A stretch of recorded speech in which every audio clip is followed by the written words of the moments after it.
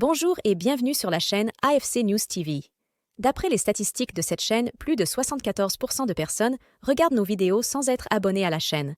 Alors, si toi qui regardes cette vidéo, tu te trouves dans ce cas, n'hésite pas de t'abonner à la chaîne.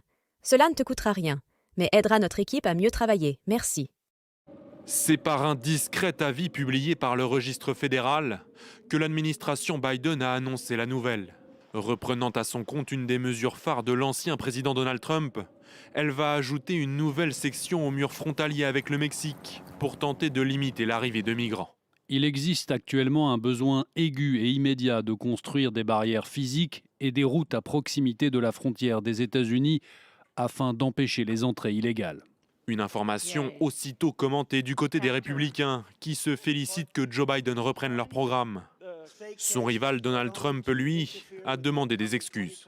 Cela montre que j'avais raison quand j'ai construit 900 km d'un mur frontalier tout beau, tout neuf. Joe Biden s'excusera-t-il auprès de moi et de l'Amérique pour avoir mis si longtemps à bouger sur ce sujet ?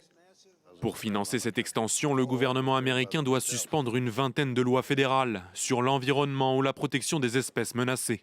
Mais le président Joe Biden, qui avait assuré au début de son mandat qu'aucun Américain ne paierait plus pour le mur, assure aujourd'hui qu'il n'avait pas le choix.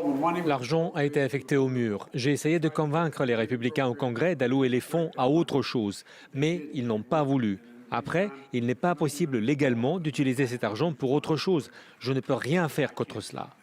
De l'autre côté de la frontière, le président mexicain a déploré une véritable régression.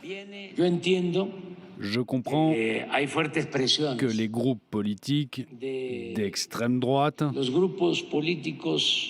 exercent une forte pression aux États-Unis. Mais cette autorisation pour la construction du mur est un pas en arrière parce qu'elle ne résout pas le problème. Selon les chiffres du gouvernement américain, plus de 245 000 tentatives d'entrée illégale ont été enregistrées sur une période de 10 mois.